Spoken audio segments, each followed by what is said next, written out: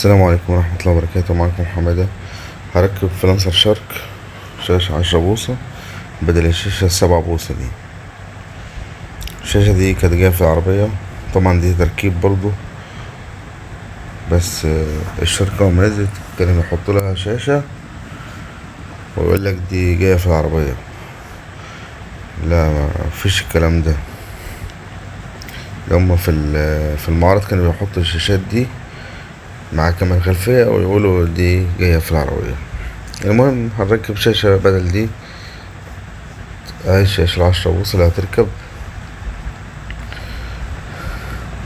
اي حاجة مع الوقت بتبوظ، وده الفريم اللي هيركب اهو. الفريم ده من شايفين جاي معاه جاي مع الفيش اهي. الفريم بيجي معاه الفيش بتاعة الشاشة. فريم 10 بوصة، وفي فريم برضو 7 بوصة زي اللي راكب فيها.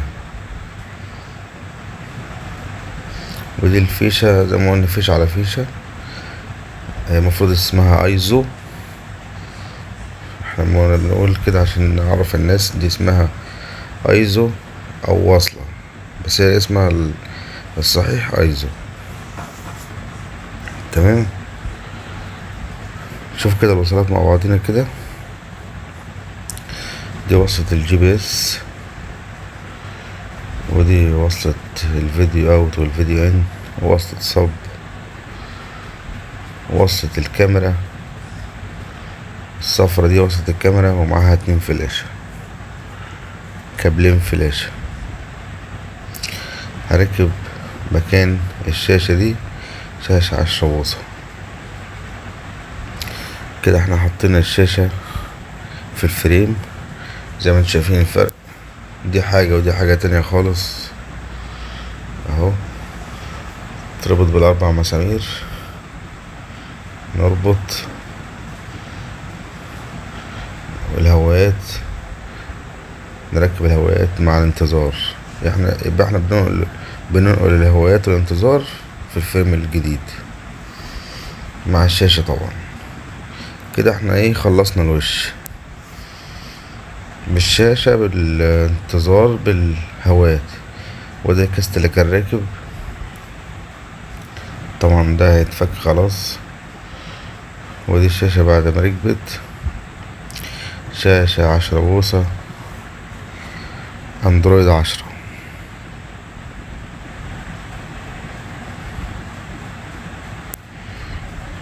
تمام. كده احنا بنفتح الشاشة. هو السوفت بتاع الشاشة دي ممتاز بصراحة، عجبني.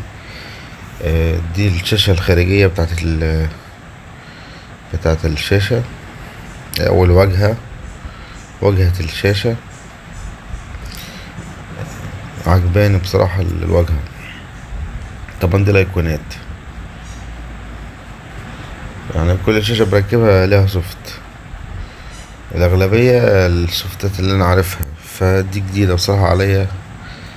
شكلها شيك برضه كده، يعني عامل لك الموسيقى، راسم لك واحد ماسك الجيتار. تمام. وده السيتنج، هو الراديو، راسم لك شكل أيقونة كده شيك في الواجهة. وده السيتنج. كده احنا هنقلب اللغة عربي اهو. نجيب اللغة عربي تحت.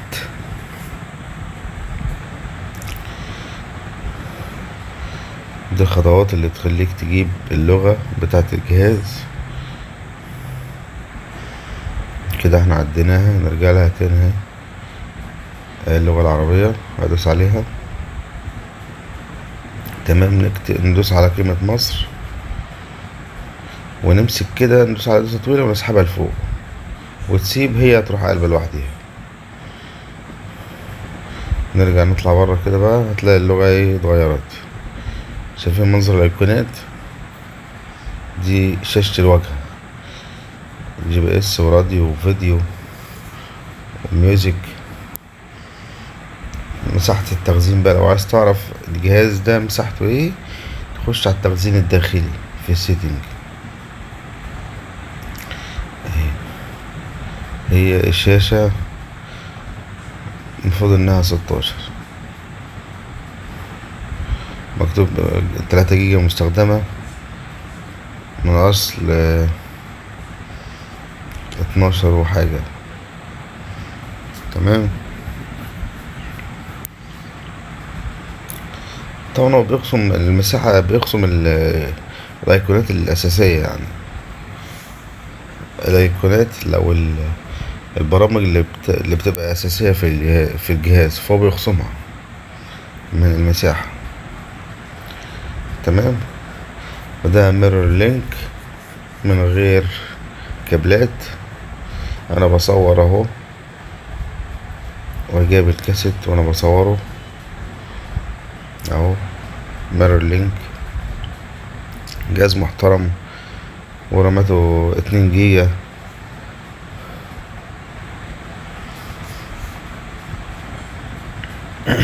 ومساحته 16.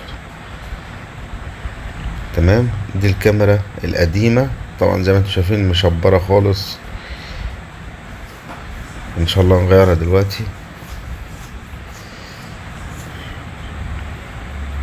مفيش كاميرا خالص، الدنيا مغبشة خالص اهو. هنركب الكاميرا الادريان دي.